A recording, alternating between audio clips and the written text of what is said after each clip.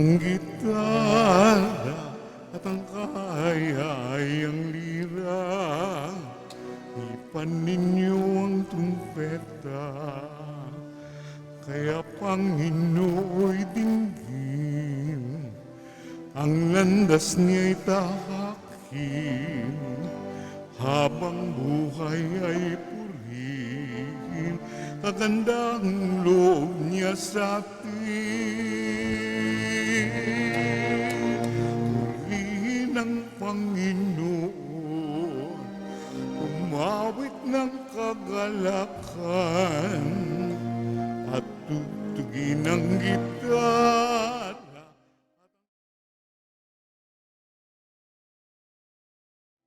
Paninyo ang trumpeta, ipan ng trumpeta.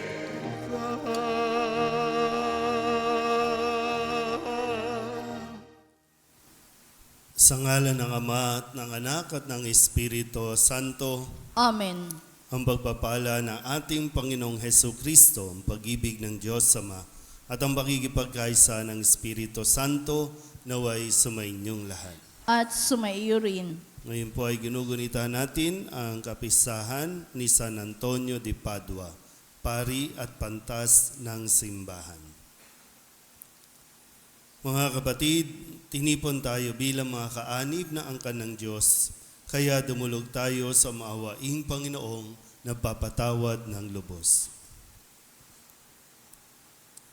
Sinugong tagapagpagaling sa mga nagsisisi, Panginoon, kaawaan mo kami. Panginoon, kaawaan mo kami. Dumating na tagapag-anyayang mga makasalanay magsisi, Kristo, kaawaan mo kami. Kristo, kaawaan mo kami. Nakaluklok ka sa kanan ng Diyos Ama para ipamagitan kami. Panginoon, kaawaan mo kami. Panginoon, kaawaan mo kami. Kaawaan tayo na makapangyarihang Diyos, patawarin tayo sa ating mga kasalanan at patnubayan tayo sa buhay na walang hanggan. Amen. Manalangin tayo. Ama naming makapangyarihan, ibinigay sa iyong sambayanan si San Antonio bilang mahusay na tagapangaral at tagapanalangin para sa mga pangangailangan.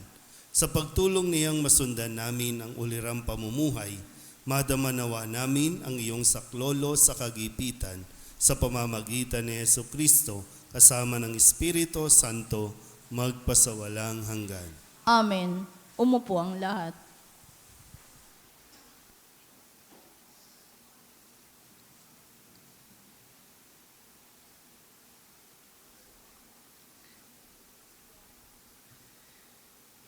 Pagbasa mula sa unang aklat ng mga hari. Noong araw na iyon, sinabi ni Elias kay Akab, "Lumakad ka na, maaari ka nang kumain at uminom. Naririnig ko na ang lagunos ng ulan." Samantalang si Akab ay kumakain at umiinom, umakyat si Elias sa tuluktok ng Karmelo, sumubsob sa lupa. Sinabi niya sa kanyang utusan, "Tumaas ka pa ng kaunti at tumanaw ka sa dagat." Umakyat nga ang utusan at tumanaw sa dagat. "Wala po akong makitang anuman," wika ng utusan. "Ulitin mo, makapito," utos ni Elias. Sa ikapitong pagtanaw, napasigaw ang utusan. "May nakikita po akong gapalad ng ulap na pumapailang lang mula sa dagat." "Madali ka," sabi ni Elias. "Sabihin mo kay Akab na singkawan ang karwahe at lumusong ka agad. Baka siya'y hindi makaalis dahil sa ulan." Kapag dakay nagdilim ang langit sa kapal ng ulap at biglang bumuhos ang malakas na ulan, sumakay si Akab sa karwahe at nagmamadaling nagtungo sa Jezreel. Kinasihan si Elias ng kapangyarihan ng Panginoon. Inililis niya ang damit at tumakbo sa unahan ng karwahe ng hari hanggang sa pagpasok sa Jezreel. Ang salita ng Diyos. Salamat sa Diyos. Salmong tugunan ang atin pong itutugon. O Diyos, dapat kang awitan, sa Siyon ay papurihan, tayo pong lahat. O Diyos, dapat kang awitan, sa Siyon ay papurihan. Umuulan sa lupain, ganito mo kinalinga. Umuunlad ang lupait, tumataba yaong lupa. Patuloy na umaagos ang bigay mong mga batis. Sa halamang nasa lupa ay ito ang dumidilig. Ganito ang ginawa mo na hindi mo ikinait. Tugon, O Diyos, dapat kang awitan, sa Siyon ay papurihan. sa binungkal na bukirin, ang ulan ay masagana. Ang bukirin ay matubig at palaging basang-basa. Sa banayad na tag-ulan ay lumambot yaong lupa. Kaya naman pati tanim ay malago at sariwa. Tugon, O Diyos, dapat kang awitan, sa Siyon ay papurihan. nagaani ng marami sa tulong mong ginagawa, at saan man magpunta kay masaganang masagana, ang pastulay punong-puno ng matabang mga kawan, naghahari yaong galak sa lahat ng kaburulan. Tugon, O Diyos, dapat kang awitan, sa Siyon ay papurihan. Tumayo ang lahat.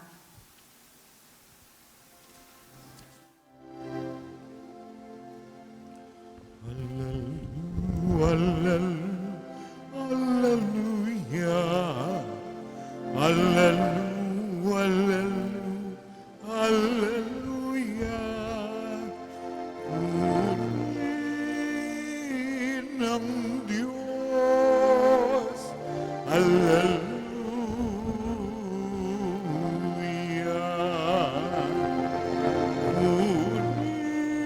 Purihin ng Diyos. Hallelujah.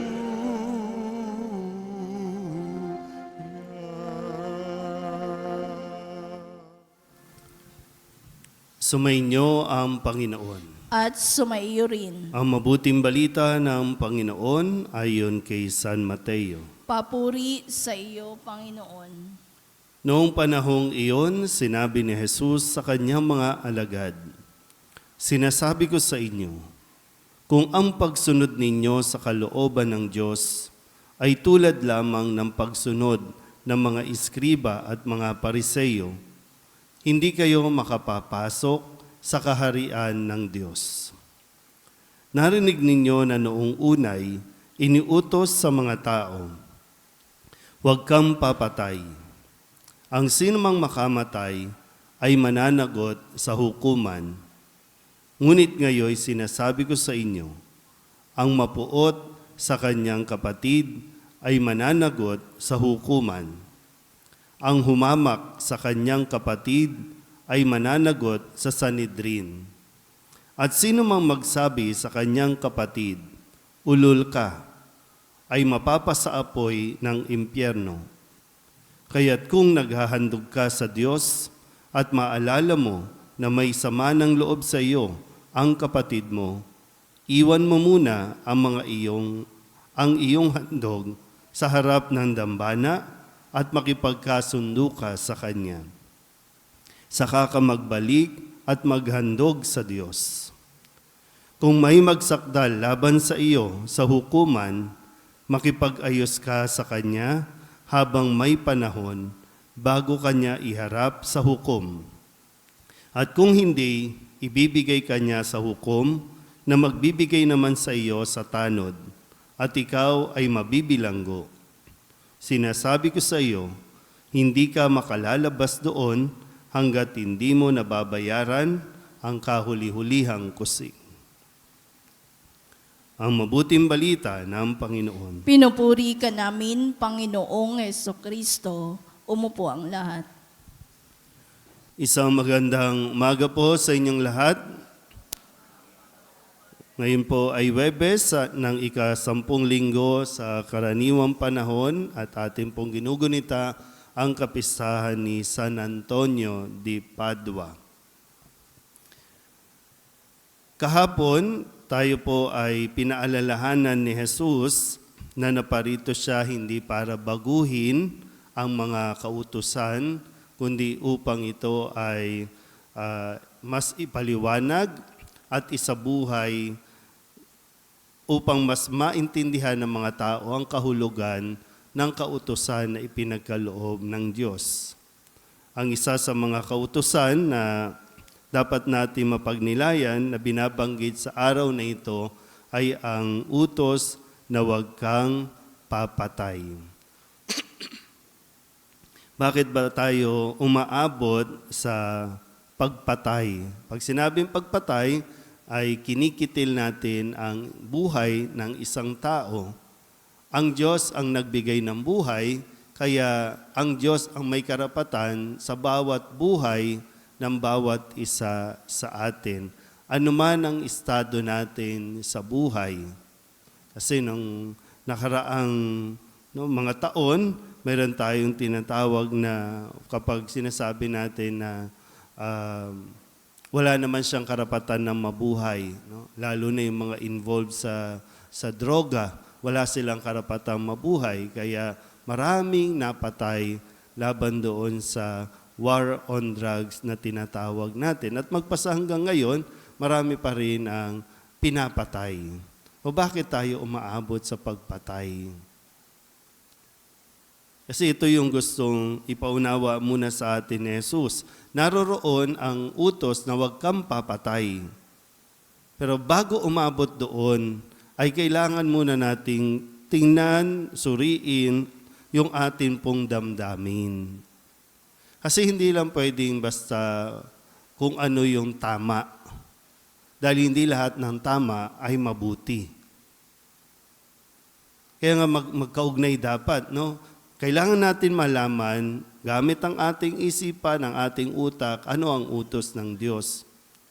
At kailangan din natin mabalanse, kailangan natin gamitin ang ating damdamin, ang ating puso. So, ang isip at puso, kailangan magtugma para mas maintindihan natin yung kahulugan ng mga utos na ibinibigay ng Diyos. Ulitin ko po, ano?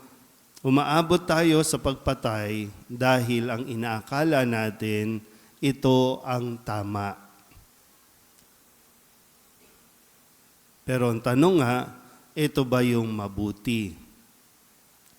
Kasi kahit anong, ang Diyos kasi, kahit na anong sama natin, hindi siya tumitigil na isang araw marirealize ng tao ang kanyang pagkakamali at pagsisisihan niya ito. Kaya nga meron tayong kulungan. No?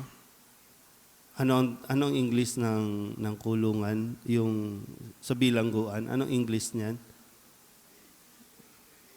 Jail. Hindi, meron pang isang term. Penitentiary. Meron pang isang term. Nawala tuloy sa bibig ko. Nandoon sila hindi para ikulong, kundi para turuan at bigyan ng pagkakataon na makapagsisi sa kanilang mga kasalanan. Hindi porket naging kriminal, maraming napatay, patayin na rin natin. Kasi nga, ulitin ko, yun yung tama. Para wala na siyang masaktan, wala nang maperwisyo pa, patayin na natin. Yun yung ayon sa ating pagkaunawa. Yun yung tama. Pero ano nga ang mabuti? Kaya ito yung sinasabi ni Kristo, no, na sana ayusin muna natin. Kaya kailangan din, mayroon tayong control sa ating mga emosyon. Yung emosyon natin, kailangan natin paganahin din yung ating utak para mas makontrol. Sabi ko nga kanina, mabalanse yung damdamin at yung ating isip. Kasi kapag hindi yan nagtugma, mawawala tayo. Mawawala tayo sa direksyon. Yung hustisya, lagi natin ipinaglalaban yan. Hustisya, karapatan ko. Sinasabi din na, karapatan kong maging masaya. Pero hindi lahat na nagpapasaya sa atin ay mabuti.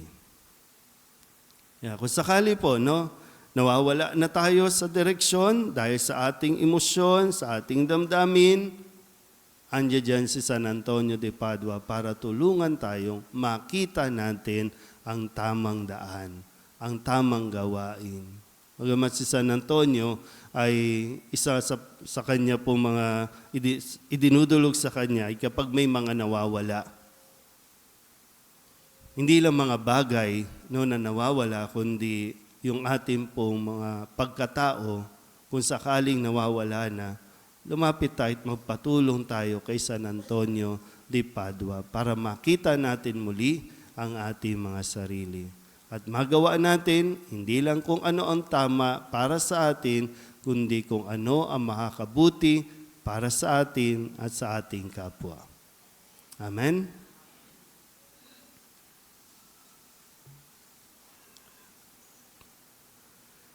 Manalangin tayo sa Diyos upang makapaghatid sa sanlibutan ng kaligayahan ng pakikipagkasundo tayong mga nakaranas ng Kanyang pagpapatawad. Ang ating pong itutugon, Panginoon, dinggin mo ang aming panalangin. Panginoon, dinggin mo ang aming panalangin. Ang simbahan naway maging tunay na sakramento sa sandaigdigan sa pamamagitan ng pakikipagkasundo. Manalangin tayo sa Panginoon. Panginoon, dinggin mo ang aming panalangin. Yaong mga taong sumumpang manungkulan para itaguyod ng matuwid ang katarungan at kalayaang pantao, naway hindi magparatang at maghimagsik, at sa halip ay kilalanin at supilin ang kasalanan sa kanilang sariling mga puso. Manalangin tayo sa Panginoon. Panginoon, dinggin mo ang aming panalangin. Ang mga mag-asawa na nagkalayo o naging malayo ang kalooban sa isa't isa, naway matutong magpatawad, umunawa, at kalugdang muli ang isa't isa. Manalangin tayo sa Panginoon. Panginoon, dinggin mo ang aming panalangin. Tayo naway hilumin sa ating pagmamataas at maging mapagkumbaba na tanggapin ang ating pagkukulang at pagkakamali para mamuhay tayo ng mapayapa, nakapiling ang ating kapwa. Manalangin tayo sa Panginoon. Panginoon, dinggin mo ang aming panalangin. Ang mga pumanaw, naway mabuhay sa walang hanggang kapayapaan. Manalangin tayo sa Panginoon. Panginoon, dinggin mo ang aming panalangin. Naalala ko na po yung word, correctional. Idulog din natin sa Panginoon ang ating mga personal na kahilingan at mga panalangin para sa ating mga pamilya, ganun din para sa mga nanonood sa online. Lahat ng mga misang pasasalamat, espesyal na intensyon, agarang paggaling ng mga may sakit, at ang lahat ng mga kaluluwa na inihiling na ipagdasal sa misang ito.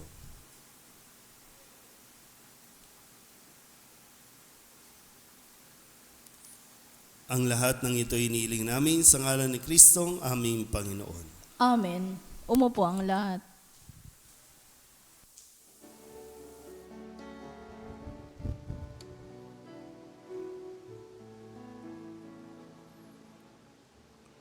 Panginoon,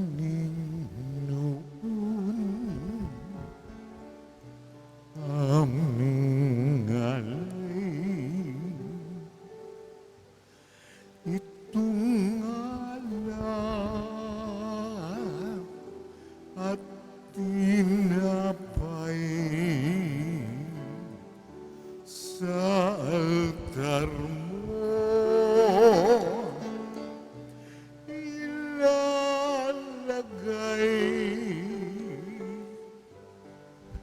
Tanggapin sa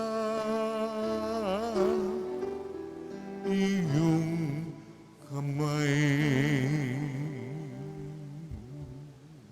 Manalangin kayo mga kapatid upang paghahain natin ay kalugdan ng Diyos Amang makapangyarihan. Tanggapin nawa ng Panginoon itong paghahain sa iyong mga kamay, sa kapurihan niya at karangalan sa ating kapakinabangan at sa buong sambayanan niyang banal. Ama naming lumikha, dumudulog kami sa iyong kadakilaan upang ang kapangyarihan mong ipinahayag sa paghahain ng mga alay para gunitain ang mga banal ay magdulot sa amin ng pakikinabang sa kaloob mong kaligtasan sa pamamagitan ni Jesucristo kasama ng Espiritu Santo, magpasawalang hanggan. Amen. Sumainyo ang Panginoon. At sumaiyo rin. Itaas sa Diyos ang inyong puso at diwa. Itinaas na namin sa Panginoon. Pasalamatan natin ang Panginoong ating Diyos. Marapat na siya ay pasalamatan. Ama naming makapangyarihan, tunay ngang marapat na ikaw ay aming pasalamatan sa pamamagitan ni Jesucristo na aming Panginoon. Ngayong si San Antonio de Padua ay pinararangalan sa pamumuhay niyang totoong uliran at pagiging maaasahan sa panunungkulan. Kaya't si Jesucristo na maaasahan sa katapatan ay inihahayag sa pangangasiwa sa sambayanan. Ang malasakit ng mga ulirang tagapangasiwa noon ay napapatuloy magpahanggang ngayon sa mga panalangin kanilang iniuukol, kaysa ng sambayanan mong dito'y nagtitipon. Kaya kaysa ng mga anghel na nagsisiawin ng papuri sa iyo nang walang humpay sa kalangitan, kami nagbubunyi sa iyong kadakilaan. Santo, Santo, Santo, Diyos makapangyarihan, puspos ng luwalhati ang langit at lupa. Hosana, sa kaitaasan, pinagwalang narito sa ngalan ng Panginoon. Hosana, Hosana, sa kaitaasan. Hosana, Hosana, sa kaitaasan.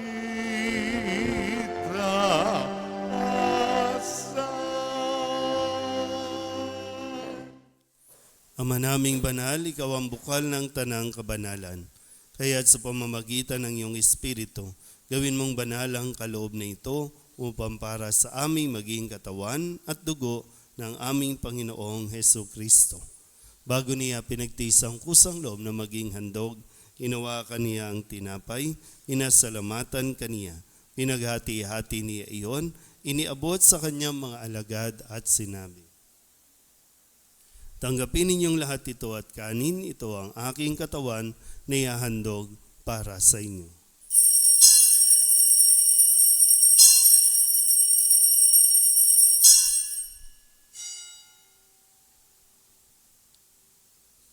Gayun din naman nang matapos ang hapunan, hinawakan niya ang kalis, muli kaniyang pinasalamatan.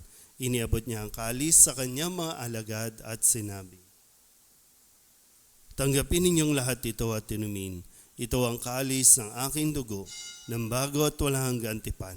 Ang aking dugo na ibubuhos para sa inyo at para sa lahat sa ikapagpapatawad ng mga kasalanan. Gawin ninyo ito sa pag-alaala sa akin.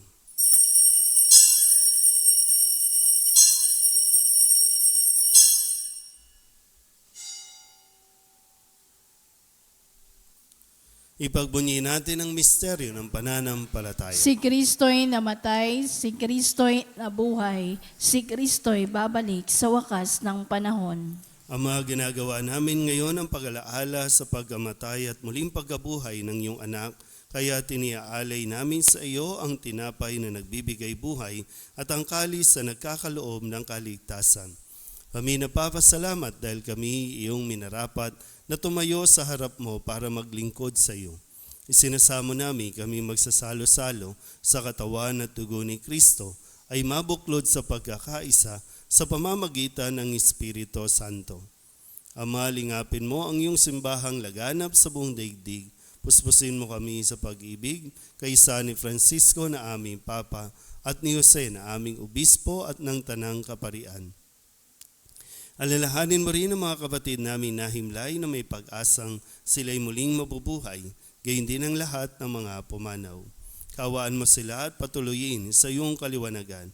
Kawaan mo at pagindapating kaming lahat na makasalo sa iyong buhay na walang wakas. Kaysa ng mahal na Birhen Maria na ina ng Diyos, ng kabiyak ng puso niyang si San Jose, kaysa ng mga apostol at ng lahat ng mga banal na namuhay dito sa daigdig ng kalugod-lugod sa iyo, may pagdiwang nawa namin ang papupuri sa ikararangal mo sa pamamagitan ng iyong anak na aming Panginoong Jesucristo. Sa pamamagitan ni Kristo, kasama niya at sa Kanya, Ang lahat ng parangal at papuri ay sa iyo, Diyos amang makapangyarihan, kasama ng Espiritu Santo, magpasawalang hanggan. Amen. Amen. Amen. Amen.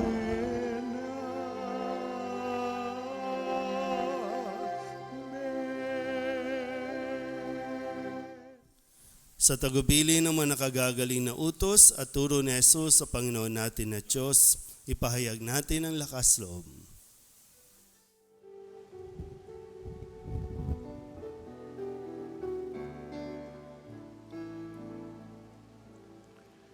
Ama namin, sumasalangit ka, sambahin ang ngalan mo, mapasa amin ang kaharian mo.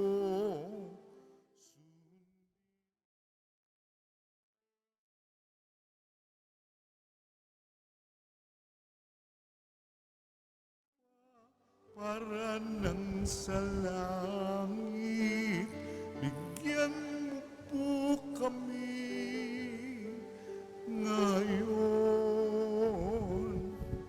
ng aming kakanin sa araw-araw at patawarin.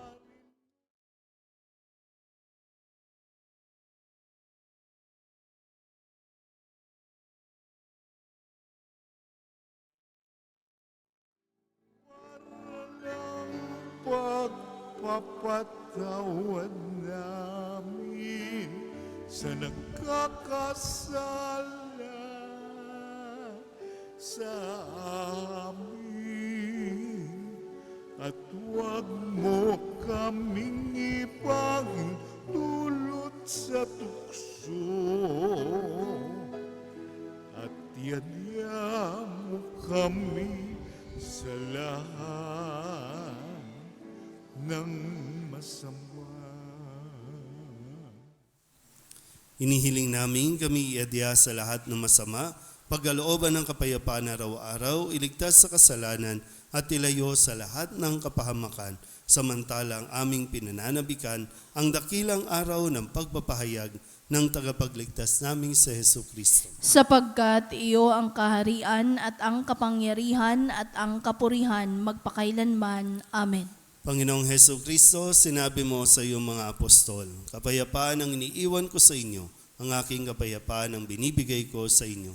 Tunghayan mo ang aming pananampalataya at huwag ang aming mga pagkakasala. Pagkalooban mo kami ng kapayapaan at pagkakaisa ayon sa iyong kalooban, kasama ng Espiritu Santo, magpasawalang hanggan. Amen. Ang kapayapaan ng Panginoon ay laging sumainyo. At sumaiyo rin. Magbigayan po tayo ng kapayapaan sa isa't isa.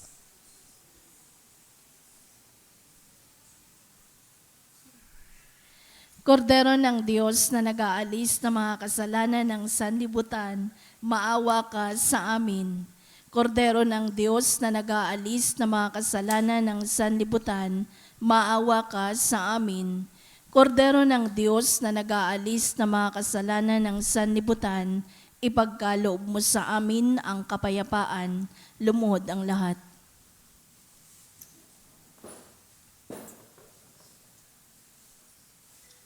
Ito ang kordero ng Diyos.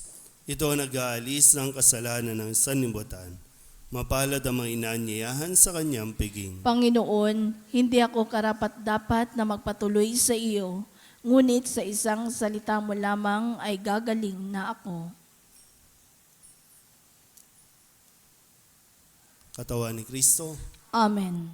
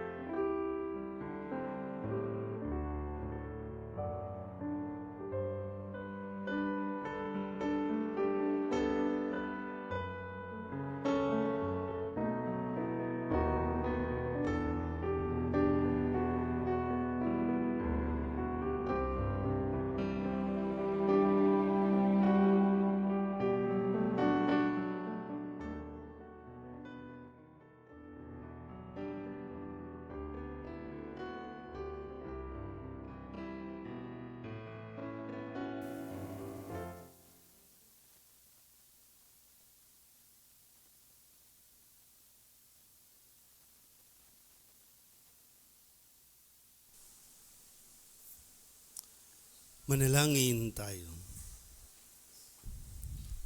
Ama naming mapagmahal, ang tinanggap naming banal na pakikinabang ay maghanda nawa para sa aming pagkakamit ng kaligayahan na idinulot kay San Antonio de Padua ng iyong paglingap na maaasahan sa pamamagitan ni Jesucristo kasama ng Espiritu Santo magpasawalang hanggan. Amen.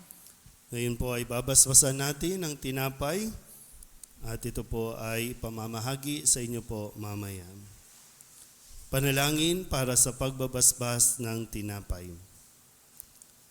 Makapangyarihang Ama, Panginoon at walang hanggang Diyos, ipagkaloob mo na pagpalain ang mga tinapay na ito upang ang lahat ng kakain nito ay magkaroon ng kalusugan ng katawan at kaluluwa at upang sila ay maipagsanggalang laban sa lahat ng sakit at silo ng kapahamakan. Sa pamamagitan ni Jesucristong iyong anak, ang tinapay ng buhay na bumaba mula sa langit at nagbibigay ng buhay at kaligtasan sa mundo, na nabubuhay at naghahari kasama mo kaysa ng Espiritu Santo, iisang Diyos magpasawalang hanggan. Amen.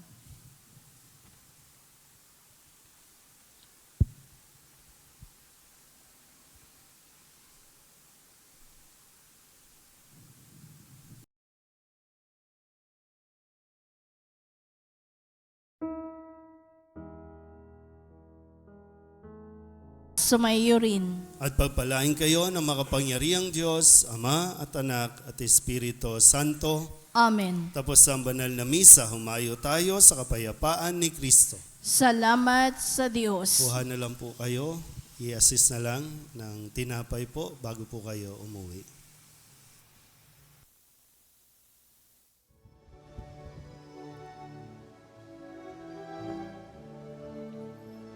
Walang sinumanang nabubuhay para sa sarili lamang.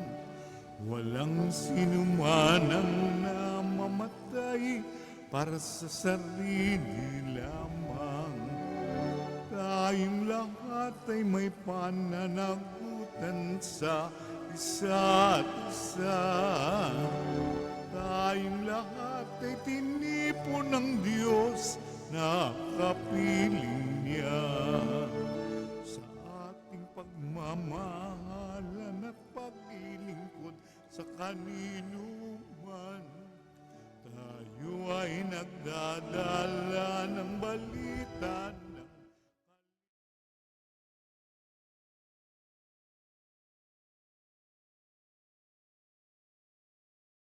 isa't isa.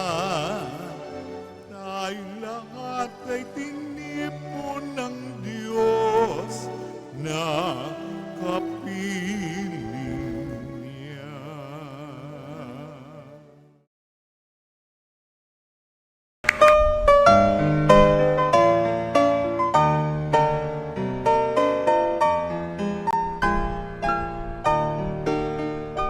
Nuestro Padre Jesús Nazareno, sinasamba ka namin, pinipintuho ka namin, aral mo ang aming buhay at kaligtasan.